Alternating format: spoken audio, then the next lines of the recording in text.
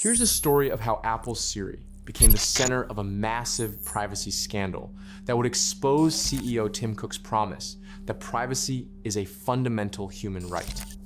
Apple marketed Siri as a privacy-first voice assistant, but it ended up facing a 95 million class action lawsuit for allegedly eavesdropping on millions of users for over a decade.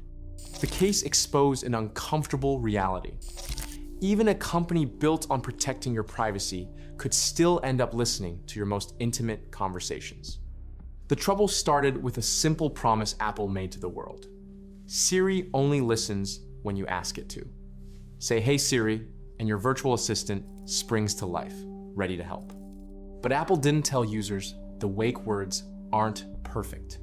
A zipper being pulled, background chatter from a TV, or a muffled conversation across the room, any of these sounds could allegedly trigger Siri to start recording. And once Siri activated, it could capture conversations you never intended to share with anyone, let alone a multinational corporation. For years, from September 2014 to December 2024, this allegedly happened millions of times across the United States. Those accidental recordings didn't just vanish.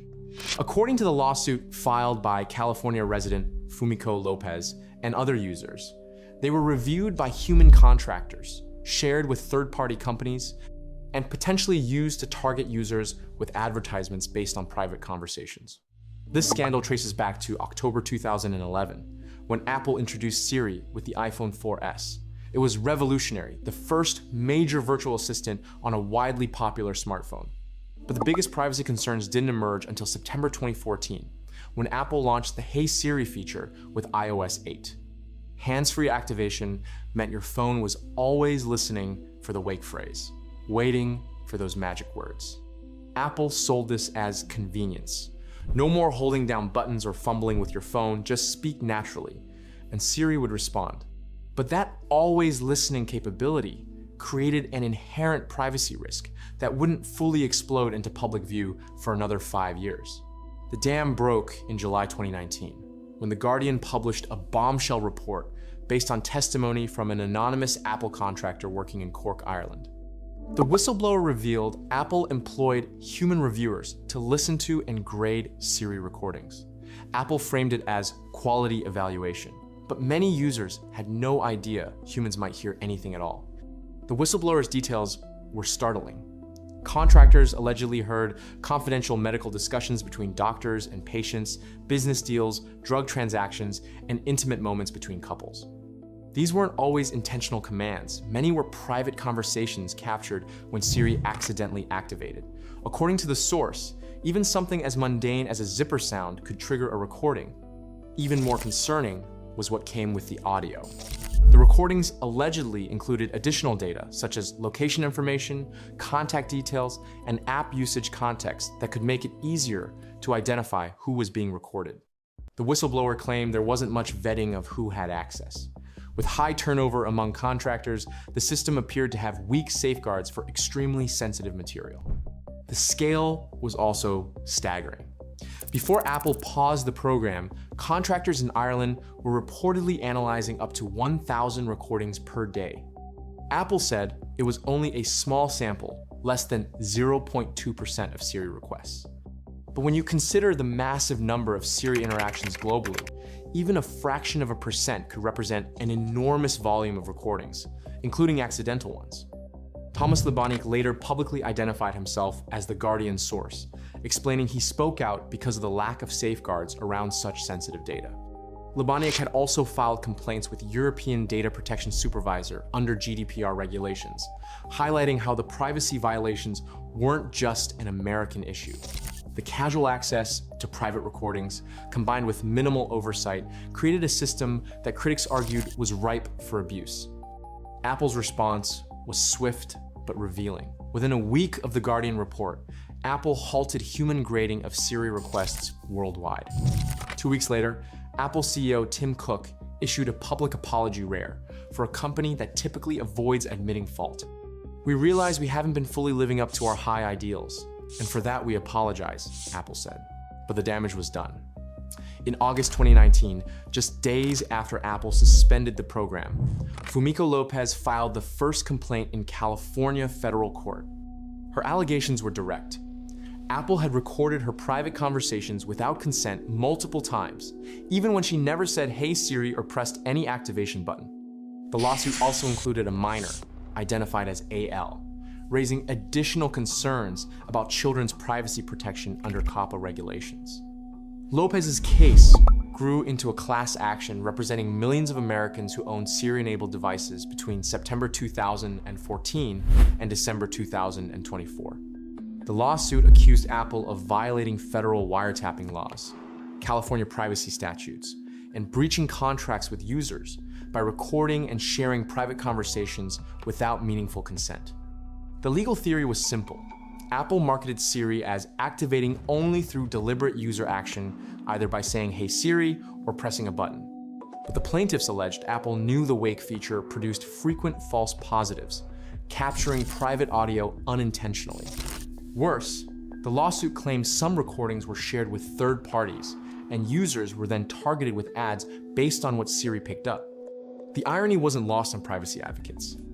Apple CEO Tim Cook had repeatedly called privacy a fundamental human right. And Apple built its brand around protecting personal data, often contrasting itself with companies like Google and Facebook. The revelation that Apple contractors might be listening to private Siri recordings undermined years of carefully curated messaging. Apple's defense was predictable. The company denied wrongdoing and insisted Siri data was not sold to advertisers or used to create marketing profiles. Apple argued the grading program was essential to improve Siri's performance, and that only a tiny percentage of audio was reviewed. It also claimed accidental activations were rare, and its privacy practices were industry standard. But those arguments rang hollow for many observers, given the whistleblower's detailed account and the broad allegations in the lawsuit. Users weren't clearly told humans might review their Siri interactions. They weren't given meaningful, informed choices about participation.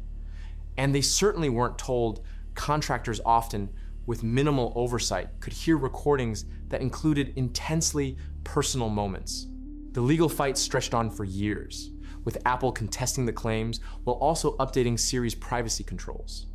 In October 2019, Apple released iOS 13.2 with new settings that allowed users to opt out of Siri grading and delete Siri history. Apple also said it would use only Apple employees, not contractors, for any future audio review.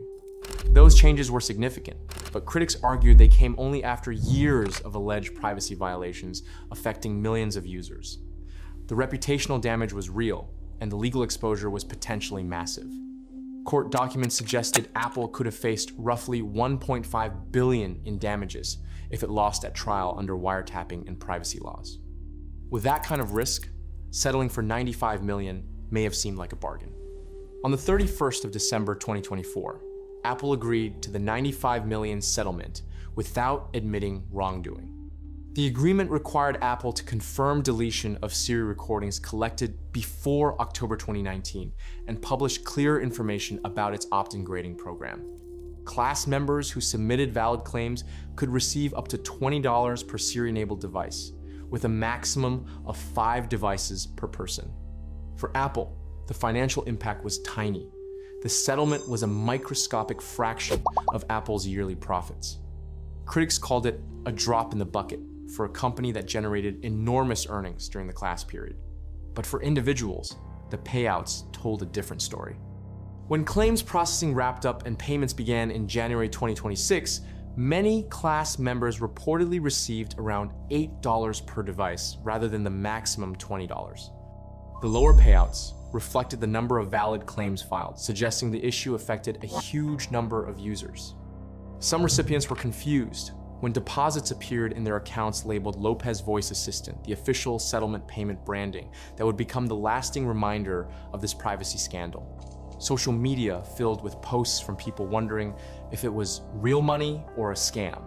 The confusion highlighted how many users had no idea this legal battle had been happening in the background for years. The Apple case wasn't isolated. Similar lawsuits have targeted Amazon, Alexa, and Google Assistant, showing the problem isn't unique to Siri, it's an industry-wide tension. Voice assistants need to be always listening to respond instantly. But that constant monitoring creates inevitable risks: false activations, accidental recordings, and potential misuse of sensitive audio.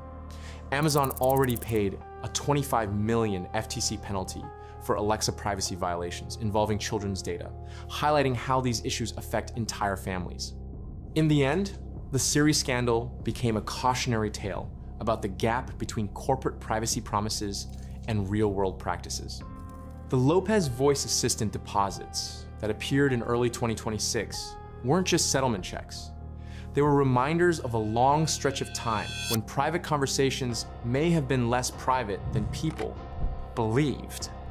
Because in a world where talking to our devices is normal, there's one question we can't ignore. When we're talking to our technology, who else might be listening?